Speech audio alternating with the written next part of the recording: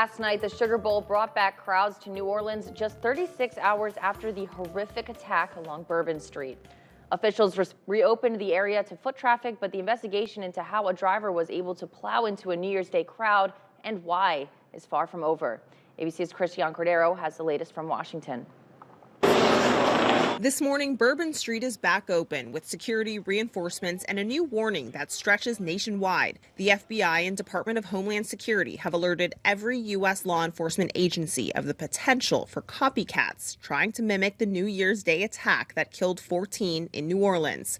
As part of this investigation, officials are trying to figure out how the suspect, U.S.-born Army veteran Shamsuddin Jabbar, became an ISIS sympathizer. What I can tell you right now is that he was 100% inspired by ISIS.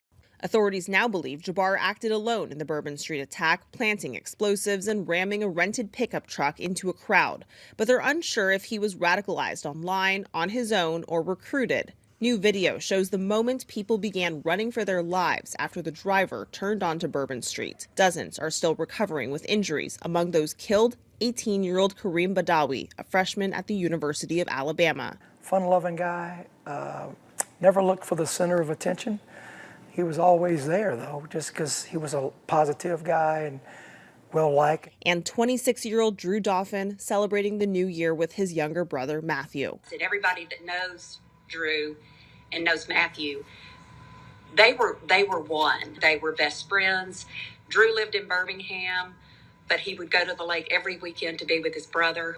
36 hours after the tragedy, the Sugar Bowl kicked off with a moment of silence for the victims, as new flowers, candles, and crosses dot the French Quarter. In response to the FBI determining Jabbar was inspired by ISIS, the Houston chapter for the Council of American Islamic Relations unequivocally denounced this crime and joined the New Orleans community in mourning the victims. One of those killed, Kareem Badawi, was a Muslim American from Baton Rouge.